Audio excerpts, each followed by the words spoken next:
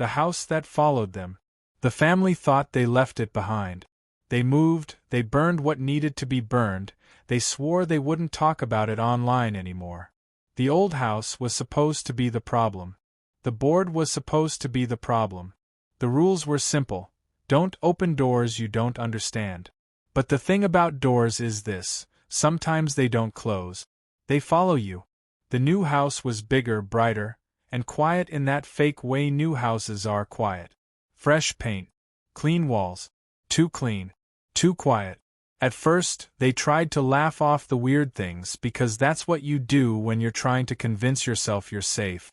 But within weeks, the pattern started. Voices when no one was home. Footsteps on the stairs when everyone was in the living room. Doors opening, then closing like someone walking room to room, checking. It wasn't just noise either. It was presence. Everyone said the same thing. It felt like a person was moving in the same air as you, like you'd feel a shift, a breeze, the pressure of someone walking past your shoulder. Not wind. Wait. The first person who said anything was the youngest boy. He was 4. It happened around 3 a.m., sometime in late summer, when kids are still awake at hours they're not supposed to be awake. The house was mostly dark, just a weak light from the kitchen and the hallway upstairs.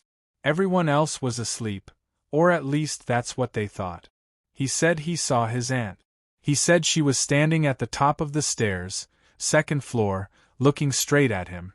He said she told him to come here, and then, and this is what scared the adults, he said she told him to go downstairs, or jump. But the aunt wasn't there. She hadn't been there. She wasn't even in the house that night. After that, the boy refused to sleep alone. He wouldn't stay in his own room at all.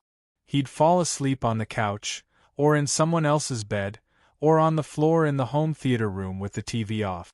Anywhere as long as it wasn't upstairs, alone, near the landing above the stairs.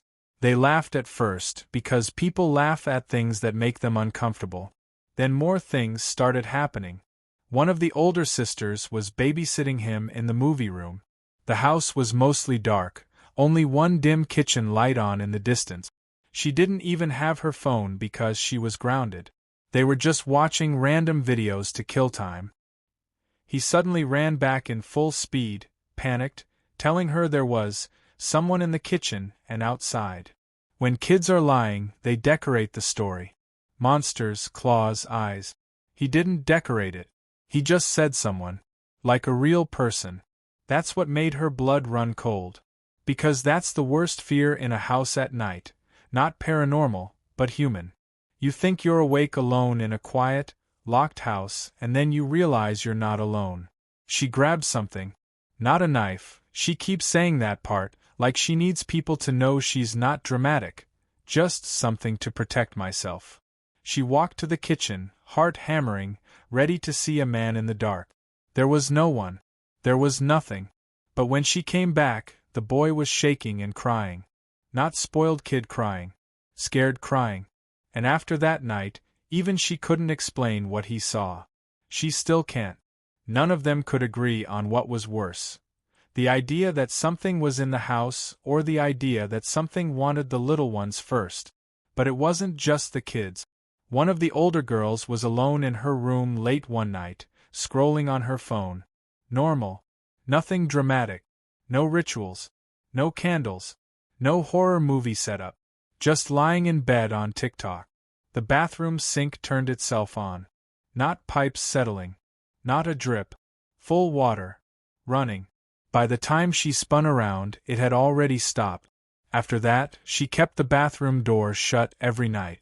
Another sister, weeks later, was upstairs on a call in the little living room near the bedrooms. The house was mostly asleep. Lights off. That soft, late-night silence where every creak sounds like a voice. She felt breath on her ear. Not air from a vent. Breath. Warm. Close. Deliberate. Then a whisper. Too soft to catch words, but not soft enough to ignore. She swore she jumped out of frame on the call.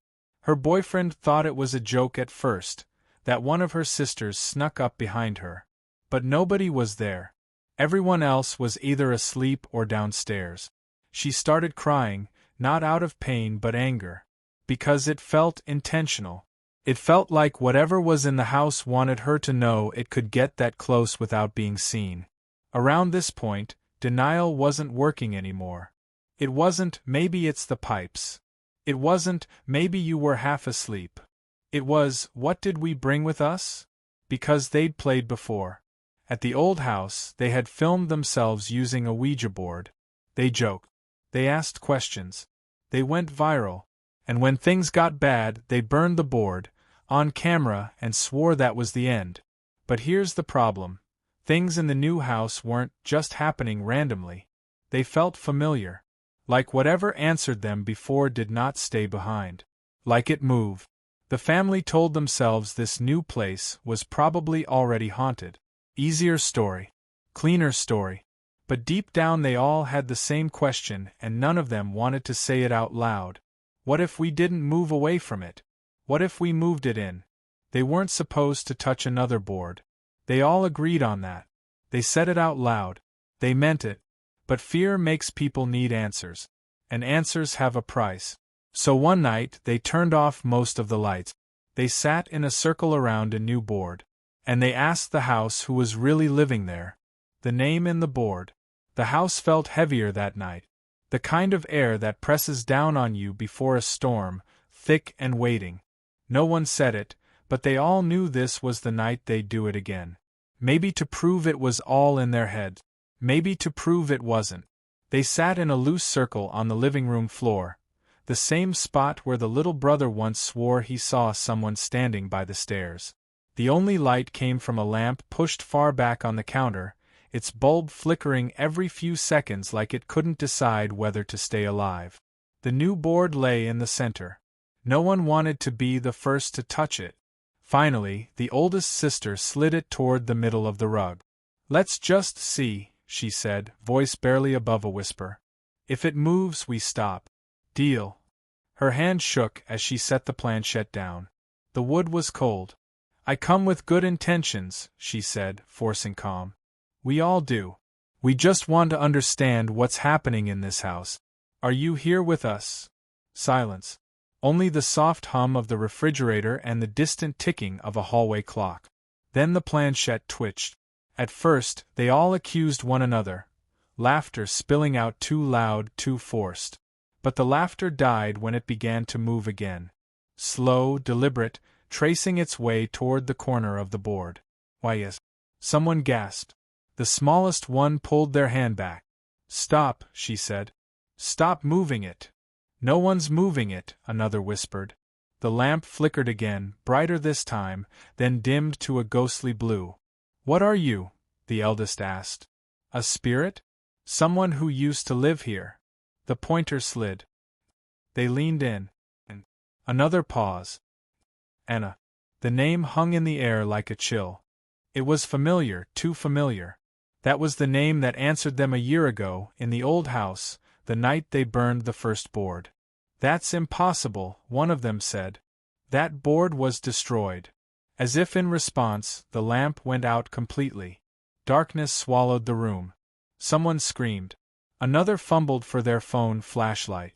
The moment the light came on, the planchette spun once and slammed to goodbye. The circle broke.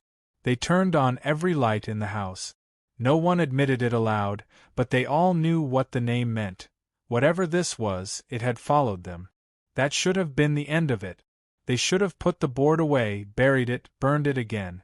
But fear has a way of curdling into curiosity, and curiosity always wants proof. The middle sister insisted on checking the one place that everyone avoided, the small closet door in the youngest girl's bedroom. It wasn't a real door, more like a crawlspace hatch built into the wall. No one remembered seeing it during the move-in. They stood in the hallway outside her room, arguing about who would open it. "You brought the board," someone said to the oldest. "You open it." She hesitated, then nodded. "Fine. But if something's in there, we close it and never come back." The little girl's room was neat. Stuffed animals lined the bed, night lights still glowing. But the air felt wrong.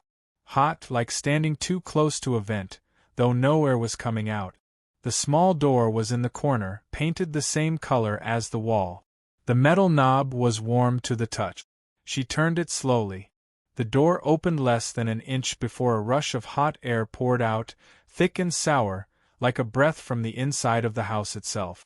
"What's that smell?" someone asked. No one answered. Behind the crack there was movement, a subtle shifting like fabric dragging over wood. "Hello?" A whisper came back.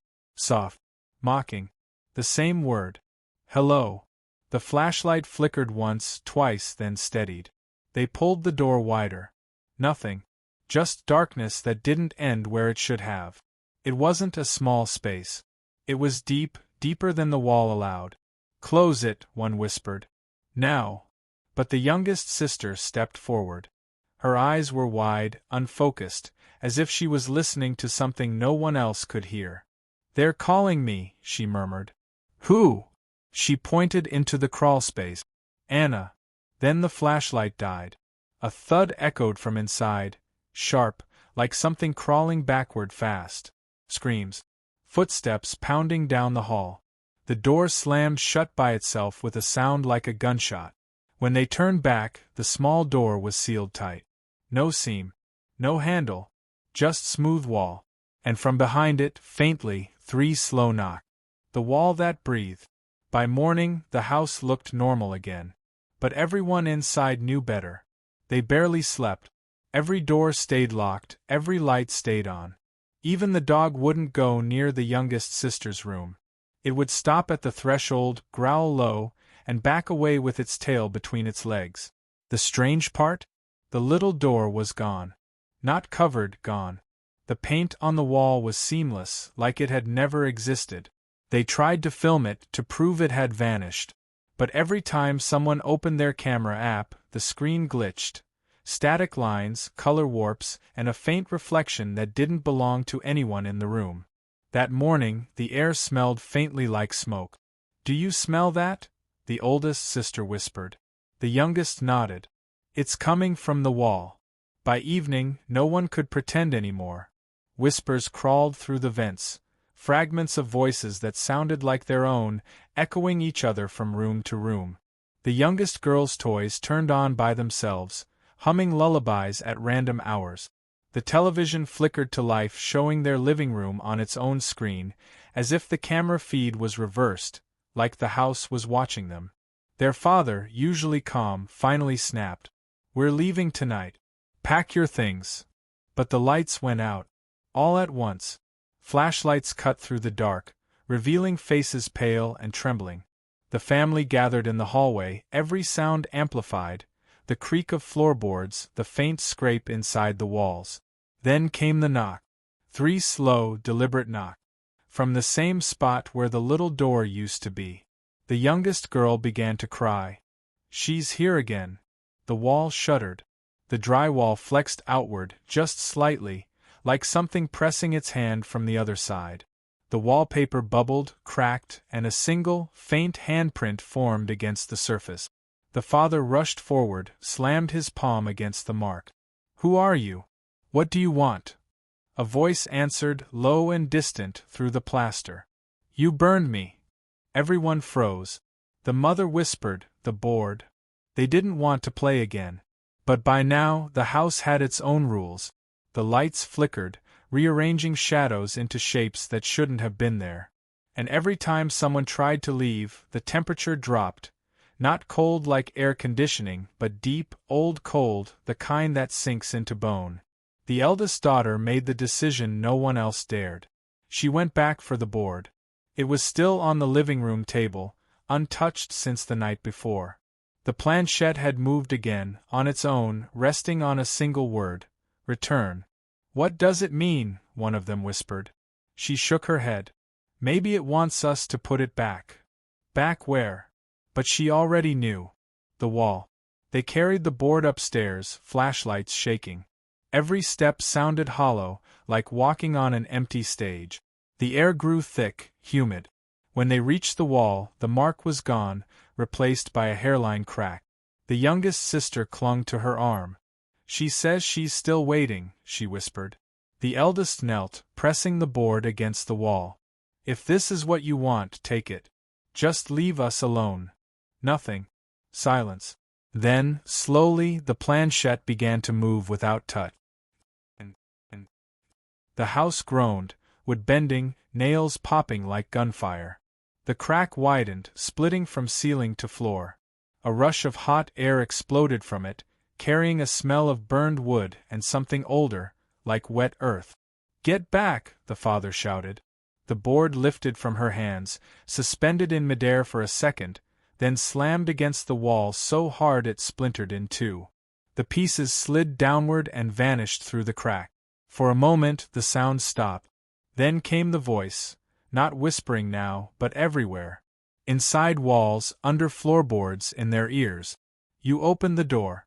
You burned my name. Now you live where I lived." The hallway light flashed on, just once. The little door was back. They fled that night. No packing, no explanations. Just running, out into the cold street, barefoot, clutching phones and flashlights. When the police came the next day, the house was empty. No furniture. No family photos. Only a single wall burned black around a small square door. Inside the door, officers found an old wooden board, half-charred, with letters scorched into it. And written in the ash, in small uneven handwriting, were 3 words. "Still here. Anna."